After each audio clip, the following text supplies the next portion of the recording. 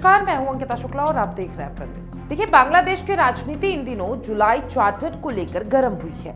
ये एक प्रस्ताव है जिसका मकसद देश के लोकतंत्र में सुधार करना बताया गया, लेकिन सत्ता में आते ही बांग्लादेश नेशनलिस्ट पार्टी यानी कि बीएनपी ने इसे मानने से इनकार कर दिया। बीएनपी प्रमुख तारिक रहमान समेत कई सांसदों ने संवैधानिक सुधार परिषद के सदस्य के रूप में शपथ ली। इससे जुलाई चार्टर का भविष्य अधर पर लटक गया। नीचे आसान भाषा में पूरे मामले को समझते हैं कि आखिरकार क्या है पूरा मामला और इसे क्यों लाया गया और अब ये विवाद में क्यों खड़ा हो गया है। सबसे पहले समझते हैं जुलाई चार्टर क्या है। देखिए, जुलाई चार्टर एक सुधार प्रस्ताव है। इसे बांग्लादेश में लोकतंत्र को मजबूत करने के लिए लाया गया और ये प्रस्ताव के मुताबिक चुने हुए सभी सांसदों को संवैधानिक सुधार परिषद के सदस्य के रूप में शपथ लेनी थी और संविधान में कुछ बड़े बदलाव सुझाए गए थे। देखिए, सबसे पहले एक अहम प्रावधान था कि कोई भी व्यक्ति एक बार में 10 साल से ज्यादा समय तक प्रधानमंत्री नहीं रह सकेगा। सरकार का कहना था कि इससे सत्ता का केंद्रीकरण कम होगा और लोकतांत्रिक संस्थाएं मजबूत होंगी।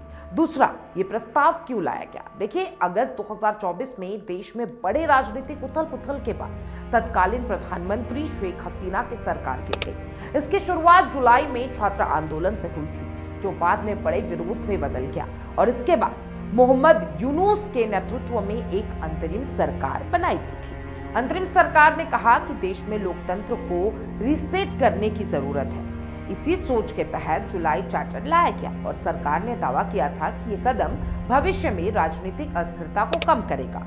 अब देखिए, जनमत संग्रह क्या होता है, इसके बारे में भी बात करते हैं। जुलाई चार्टर पर जनमत संग्रह कराया गया। रिपोर्ट के मुताबिक 50% से ज्यादा नागरिकों ने इस प्रस्ताव के पक्ष में वोट दिया। इसका मतलब ये हुआ कि आधे से ज्यादा लोगों ने सुधारों को समर्थन दिया है।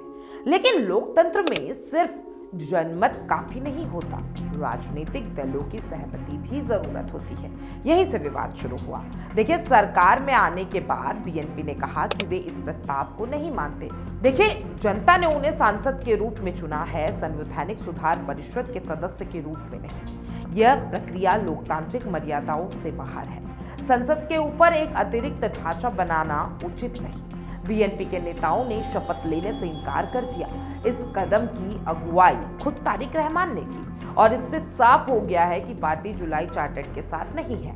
अब देखिए, जमाते इस्लामी का रुख क्या कहता है। बीएनपी के अलावा जमात-ए-इस्लामी बांग्लादेश ने भी इस प्रस्ताव को नहीं माना।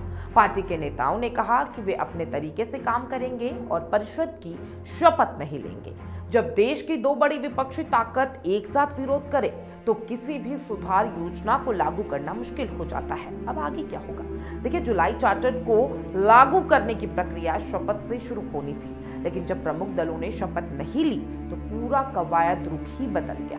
अब 3 संभावनाएं हैं। सरकार विपक्ष से बातचीत कर समझौता निकालेगा, प्रस्ताव में संशोधन करे या फिर ये योजना ठंडे बस्ते में चली जाएगी। यदि सहमति नहीं बनती तो ये राजनीतिक टकराव और बढ़ सकता है।